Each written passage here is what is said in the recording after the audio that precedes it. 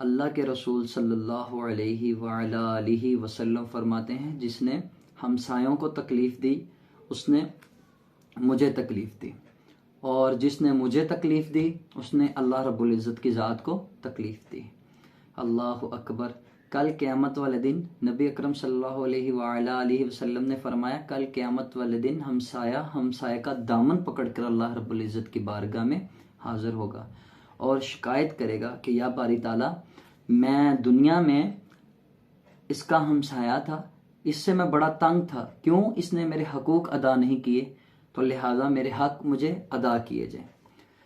اللہ اکبر۔ یہاں تک میرے نبی نے بات ارشاد فرمائی، اور یہاں تک کہ ام المؤمنین حضرت عائشہ صدیقہ رضی اللہ تعالی عنہا ارشاد فرماتی ہیں کہ میں نے رسول اللہ صلی اللہ علیہ وآلہ وسلم سے پوچھا کہ یا رسول اللہ، میرے گھر کے ساتھ 2 ہمسائے لگتے ہیں، اور بعض اوقات میں چاہتی ہوں کہ میں ان کو تحفہ بھیجوں، لیکن میں دونوں کو تحفہ نہیں بھیج سکتی، تو بعض اوقات ایک تحفہ ہوتا ہے میرے پاس، تو یا رسول اللہ میرے لیے کیا حکم ہے؟ تو نبی علیہ الصلاۃ والسلام نے ارشاد فرمایا کہ آقا ارشاد فرماتے ہیں کہ عائشہ، تمہارے گھر کے ساتھ جس کا پہلے دروازہ ہو، جس کا قریب دروازہ ہو، اس کو تحفہ بھیج دیا کرو۔ اللہ اکبر۔ میرے نبی علیہ الصلاۃ والسلام نے اما عائشہ کو یہ تلقین فرمائی۔ آپ اور میں اس بات پر اگر توجہ کریں تو ہم اپنے ہمسایوں کو کتنے کو تحفے بھیجتے ہیں؟ یہ ایک چھوٹی سی بات ہے، لیکن اس چھوٹی سی بات کرنے سے انسان کی قدر بڑھتی ہے۔ کسی نے شاعر نے بڑا عجیب سا شعر لکھا نا، درد دل کے واسطے پیدا کیا انسان کو، درد دل کے واسطے پیدا کیا انسان کو، ورنہ اطاعت کے لیے کم نہ تھے روح و بیاں۔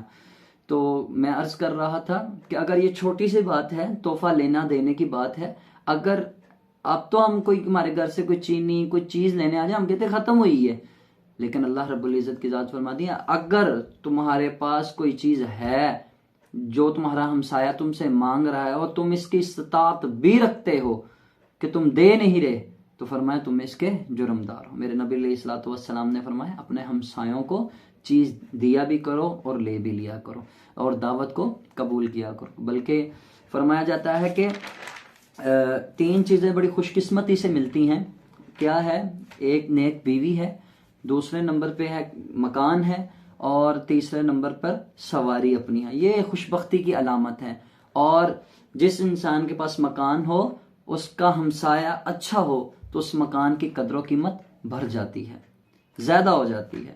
بلکہ نبی علیہ الصلاۃ والسلام خود ارشاد فرماتے ہیں کہ ہمسایوں کے ساتھ اچھا برتاؤ کیا کرو۔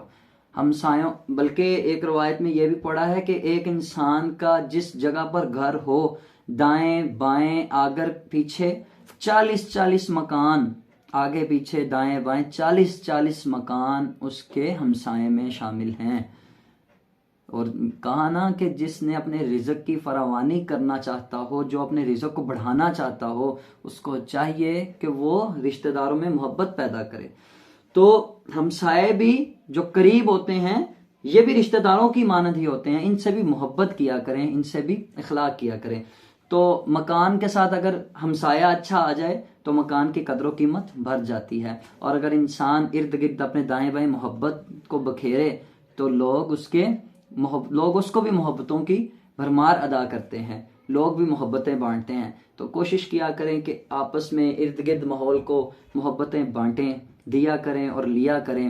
اور مجھے ایک بات یاد آ گئی، ایک محدث ہوئے ہیں ابو حمزہ رحمہ اللہ تعالی علیہ، ایک محدث ہوئے ہیں، ان کے ساتھ ان کا ایک ہمسایہ تھا، اس نے اپنے مکان کو بیچنا تھا یا نہیں تھا بیچنا، اس نے لکھ کے لگا دیا 4000 درہم کا یہ میں مکان سیل کر رہا ہوں۔ ایک شخص ان کا مکان دیکھنے آیا اور انہوں نے کہا یہ مکان اتنی قیمت کا تو نہیں ہے، آپ نے 4000 درہم لکھا ہوا ہے۔ انہوں نے کہا بے شک تم ٹھیک کہہ رہے ہو، یہ مکان اتنے کا تو نہیں ہے۔ تو فرمایا پھر اتنی قیمت کیوں؟ فرمایا میرے مکان کی قیمت 2000 درہم ہے، لیکن میرے گھر کے ساتھ ابو حمزہ محدث رہتے ہیں، 2000 روپیہ قیمت درہم یہ میرے ہمسائے کی ہے۔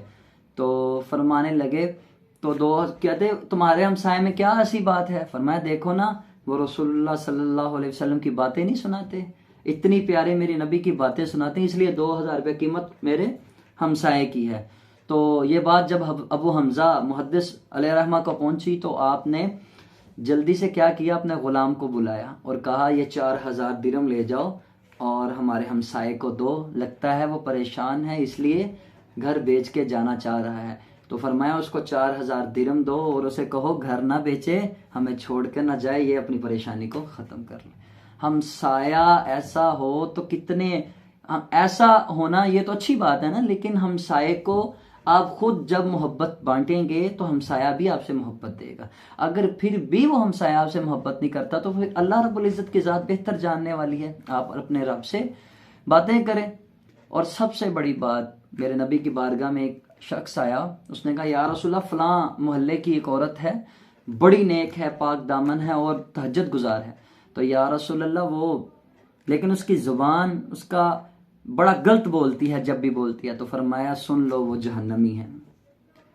فرمایا اس کی زبان سے اس کے ارد گرد لوگوں کو تکلیف ہوتی ہے، سن لو وہ جہنمی ہے۔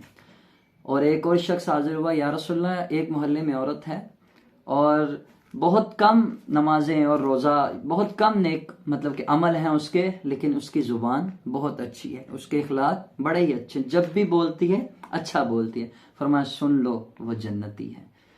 ٹھیک ہے، آپ صلی اللہ علیہ وسلم نے فرمایا تھا نا من سلم المسلمون من لسانہ و یدہ، مسلمان وہی ہے کہ جس کے زبان سے کسی کو تکلیف نہ پہنچے۔ کوشش کیا کریں اپنے ہمسایوں کے ساتھ اچھا برتاؤ کیا کریں، اور کوشش کریں اپنے ہمسایوں کے ساتھ خلوص نیت کے ساتھ ایک دوسرے سے محبت کیا کریں۔ اللہ تعالی ہمیں ہمسایوں کے حقوق ادا کرنے کی توفیق عطا فرمائے۔